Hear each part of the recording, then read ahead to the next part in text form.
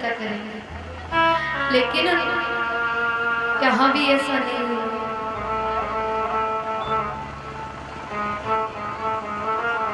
मुझे बस एक आश तुम्हारी है, अगर ऐसी परिस्थिति में भी भगवान तुमने मुझे ठुकरा दिया तो मैं कहाँ जाऊंगा।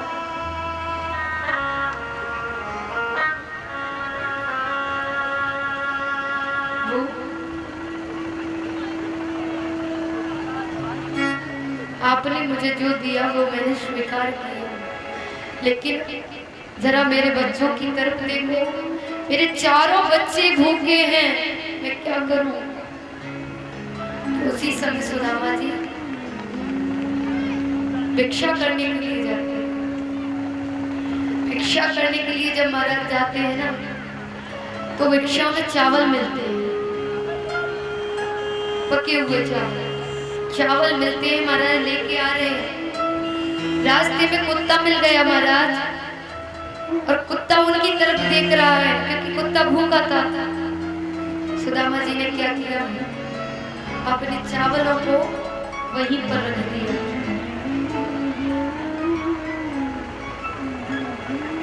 जब चावलों को वहां पर रख दिया तो क्या देखा कि वो कुत्ता सारे चावल खा गया, उसमें बस 2 चावल बचे हुए थे। सुदामा जी ने क्या किया, उन चावलों को उठाया और लेकर पहुंच गए। देखिए आप उनकी संतुष्टि देखिए, 2 चावल लेकर पहुंच गए और उन चावलों को गंगा जल से धोया, पवित्र किया। उसके बाद महाराज देखिए, एक चावल को तो अपने ठाकुर जी पर चढ़ाया, ठाकुर जी को भोग लगाया, और एक चावल को महाराज उसमें से 4 टुकड़े किए और अपने चारों बच्चों को थोड़े थोड़े से टुकड़े दे दिए। ये संतुष्टि है उनकी। अगर महाराज घर में प्रेम हो ना, तो थोड़ा सा भी भोजन बहुत हो जाता है।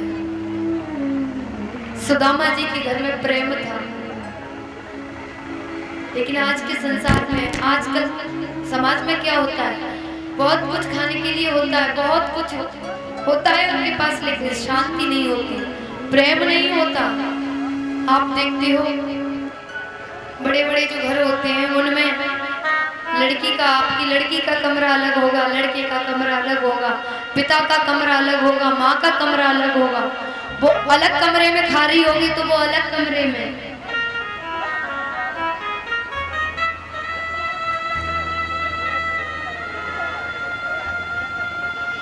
हर किसी के पास अलग अलग फोन मिलेंगे,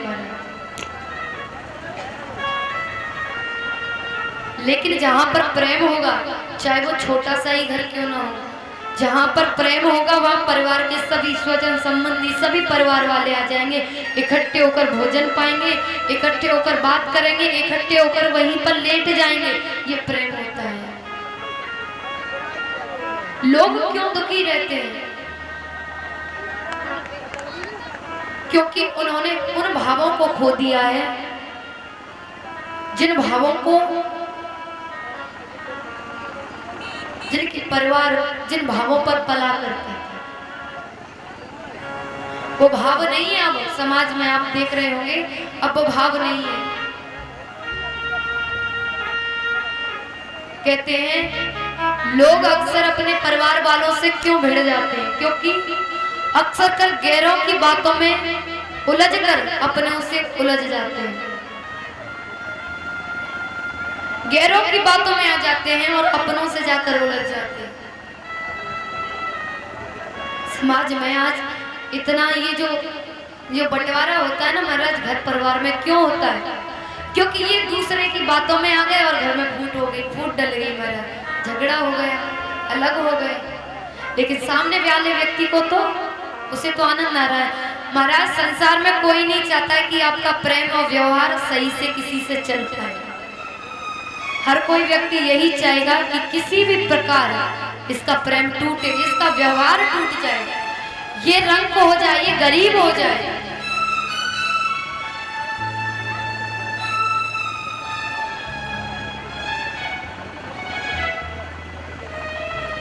एक महाराज व्यक्ति था, देखिए, उसने भगवान की खूब तपस्या की। भगवान प्रकट हुए तो भगवान ने कहा मांगो तुम्हें क्या चाहिए। कहा प्रभु मैं जो मांगूंगा वो आपको देना पड़ेगा। प्रभु ने कहा ठीक है, लेकिन शर्त इतनी है कि मैं आपको जो दूंगा उससे दुगना आपके पड़ोसी को मिलेगा। ऐसी बात है प्रभु, तो ठीक है, मुझे कोई दिक्कत नहीं है। ऐसा कीजिए मेरा एक अच्छा सा घर बन जाए। महाराज उसका अच्छा सा एक घर बना, पड़ोसी का 2 घर बन गए। पड़ोसी के 2 घर बन गए। अब तो उसको और जलन होने लगी, जलन शुरू हुई उसके अंदर।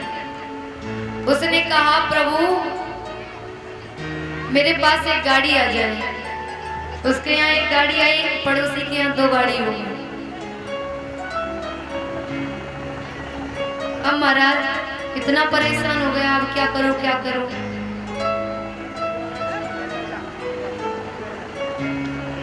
तो महाराज उसने विनाश का उपाय सोचा कि इसका विनाश कैसे होगा।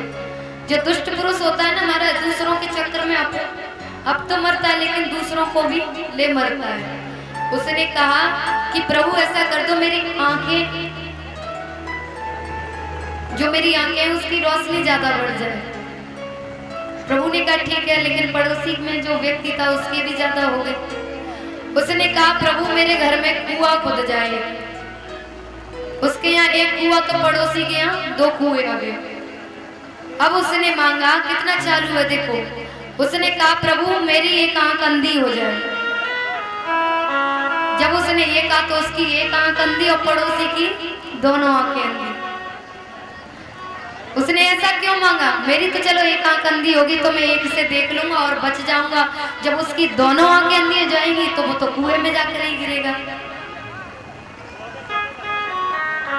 तो ऐसे ऐसे लोग होते महाराज,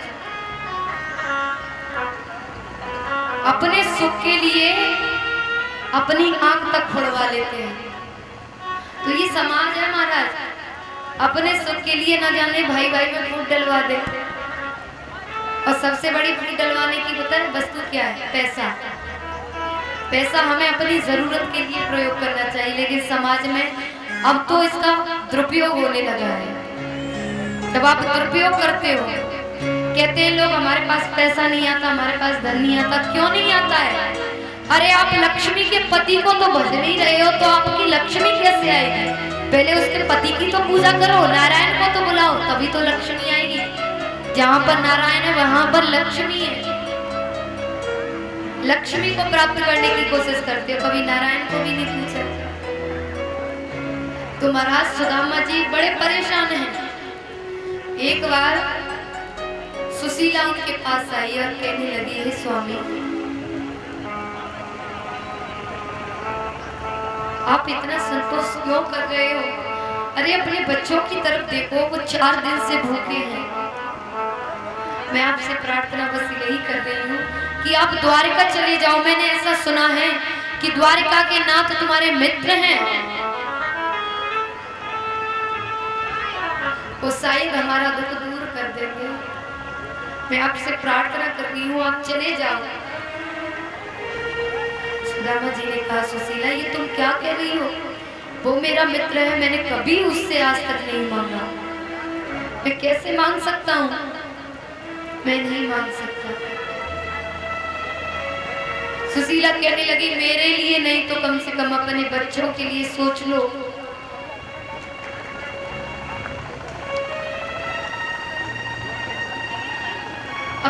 अपने बच्चों के प्रति तो सोचो।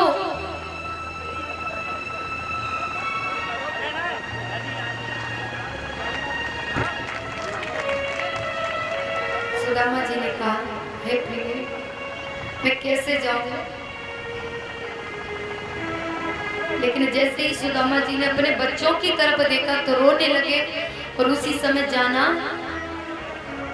जाने के लिए प्रस्थान कर रहे हैं। तो उसी समय सुशीला कहने लगी कि देखिए मित्र के यहाँ कभी खाली हाथ नहीं जाते हैं। ऐसा करो मैं आपको 4 मुट्ठी चावल देती हूँ, आप चावल लेके जाओ।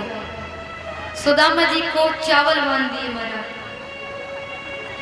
और सुदामा जी चावल लेकर जा रहे हैं और क्या कह रहे हैं?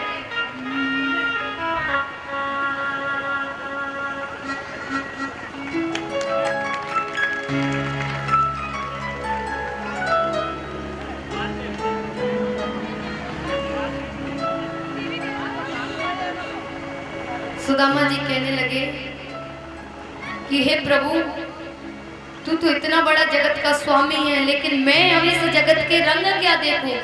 इस जगत ने मुझे ठुकराया है, तब मैं तेरे पास आया हूं।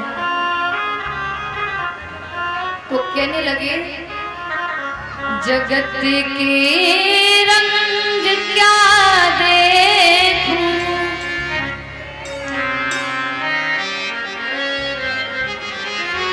तेरा दीदार काफी है। क्यों भटकूं गैरों के दर पे, तेरा दरबार काफी है। हम सभी को यह बात कहनी है प्रभु से। आइए बड़े भाव के साथ कहते हैं, दोनों हाथ ऊपर खड़े कर लीजिए तालियों के साथ।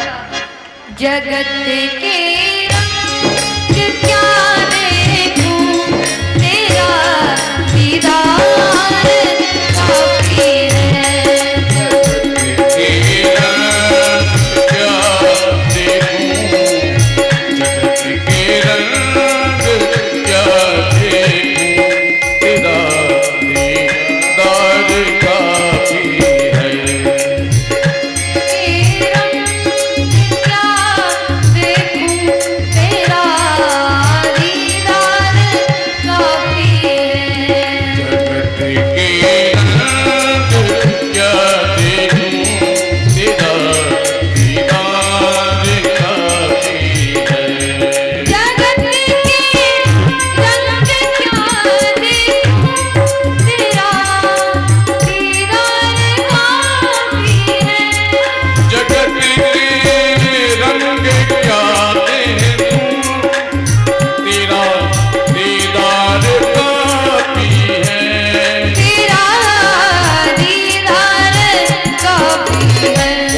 क्यों भटकूं